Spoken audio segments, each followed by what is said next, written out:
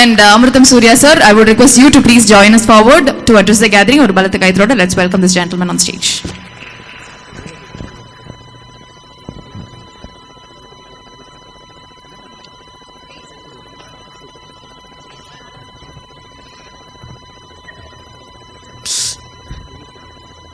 நண்பர்களே, வளமான வணக்கங்கள்.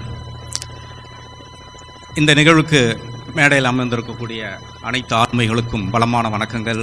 நடிகை கவிஞர் ரேகா, லதா சரவணன், இயக்குனர் பிருந்தா சாரதி உள்ளிட்ட பலரும் எனக்கு ரொம்ப நெருக்கமான நண்பர்கள். அதை விட ரொம்ப முக்கியம், நான் கல்கியில் தலைமை துணை ஆசிரியராக இருந்தபோது தொடர்ந்து தொடர்கள் எழுதி கல்கி வாசகர்களில் பெரும் வரவேற்பை பெற்ற சோமவல்லியப்பன் இருக்கிறார். அவருக்காகத்தான், அவருடைய பேச்சை கேட்கணுன்றதுக்காக தான் வந்தேன். அவர்கிட்ட அதான் மெசேஜ் போட்டேன், உங்கள் பேச்சை கேட்கத்தான் நான் வந்திருக்கேன்னு. அதை விட முக்கியம், என்னுடைய தம்பி பிரியா வெங்கடேஷன், அவர் இதில் பரிசு வாங்குறாரு. நான் எந்த கூட்டத்தில், இலக்கிய கூட்டத்தில் பேசினாலும் ஆரணியிலேருந்து கிளம்பி வந்துடுவான். சரி, அவன் விருது வாங்கும்போது கை தட்டுறதுக்காக நான் வரணுன்றதுக்காக தான் இங்கே இருந்தேன்.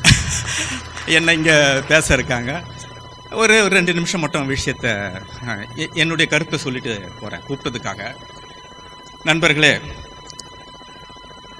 புத்தகம் ரொம்ப முக்கியமா? ரொம்ப முக்கியங்க. ஒரு புத்தகம் அல்லது இலக்கியம் என்ன செய்யும்? எல்லாம் செய்யும். புத்தகத்தை எதனோடு நாம் ஒப்பிட்டு பேசலாம்? புத்தகத்தை, இலக்கியத்தை பாதரசத்தோடு ஒப்பிட்டு பேசலாம். பாதரசத்தை நீங்கள் ஒரு கண்ணாடியில் தடவினால் உங்களுடைய உருவத்தை காட்டும்.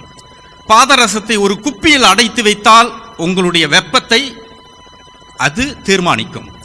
பாதரசத்தை ஒரு குடுவையில் பூசி வைத்தால் நீங்கள் உள்ளே என்ன பொருளை போடுகிறீர்களோ அதை அப்படியே பாதுகாக்கும். குளிர்ச்சியான பொருளோ வெப்பமான பொருளோ எதுவாக இருந்தாலும். பாதரசத்தை நீங்கள் கீழே அடச்சி என்று தரையில் சிந்திவிட்டால் சேர்ப்பது மிக மிக கடினம். நூல் அப்படித்தான். ஒரு நூல் இந்த சமூகத்தை காட்டும். ஒரு நூல் ஒரு சமூகத்தினுடைய வளர்ச்சிதை மாற்றத்தை அவதானிக்கும். ஒரு நூல் ஒரு இனத்தினுடைய வன்மம், கோபம், கருணை எல்லாவற்றையும் அடைகாத்து வைத்துக் கொண்டே இருக்கும். தவறான நூலை நீங்கள், தவறான நூல் அல்லது தவறான சிந்தனையின் நூலை எழுதிவிட்டால் அடச்சி என்று சேர்ப்பது கடினம். எனவே பாதரசமும் நூலும் ஒரே தன்மையானது. அது எல்லாவற்றையும் செய்யும். உதாரணத்துக்கு ஒன்று சொல்லலாம். நெப்போலியன் ரஷ்யாவிலிருந்து படையெடுத்து திரும்பி வருகிற போது அந்த நாட்டில் இருக்கக்கூடிய வைரம், வைடூரியம் எதையும் கொண்டு வரவில்லை. பனிசறுக்கு வண்டியிலே புத்தகங்களை மட்டும் தான் கடத்தி கொண்டு வந்தான். புத்தகம் அவ்வளவு முக்கியமானது. மிக சமீபத்திய உதாரணம், இலங்கையிலே போர் நடந்து கொண்டிருக்கும் போது ஈழத்திலே சிங்கள இராணுவம் தமிழர் பகுதிக்கு நுழைகிற போது மனிதர்களை முதலில் வேட்டையாடவில்லை. நூலகம் எங்கே இருக்கிறது என்று பார்த்து நூலகத்தை கொளுத்திவிட்டுத்தான் உள்பகுதிக்கு நுழைகிறார்கள். ஏனென்றால் எதிரிக்கு கூட தெரிந்திருக்கிறது, ஒரு இனத்தை அழிக்க வேண்டும் என்றால் நூல்களை அழித்தால் போதும் என்று. எனவே கலாச்சாரம், பண்பாடு, தொன்மம் எல்லாவற்றையும் அடைகாத்து கொண்டிருக்கும். அடைகாத்து அடுத்த சந்ததிக்கு கடத்துகிற ஒரே ஆயுதம் வாளாகவும் கேடயமாகவும் இருப்பது நூல் மட்டும்தான். அதை வாசிக்கிற ஒவ்வொருவனும் ஒரு யோகி, ஒரு தியானி. அவன் ஏற்கனவே இங்கு ஒரு ஆங்கில ஆசிரியர் சொன்னது போல, கிடைத்திருக்கிற ஒரு வாழ்க்கையிலிருந்து எண்ணற்ற வாழ்க்கைகளை நாம் அடைவதற்கும் அனுபவிப்பதற்குமான காரணகர்த்தாவாக இருப்பது நூல்கள் மட்டும்தான்.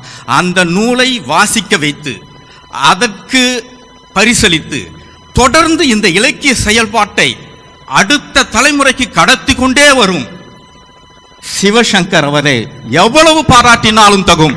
அவருக்காக நாம் ஒரு பலத்த கைத்தட்டலை தந்து அவரை கௌரவிப்பதற்கு கடமைப்பட்டிருக்கோம்.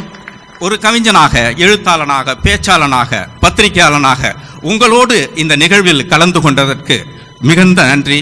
வணக்கம்.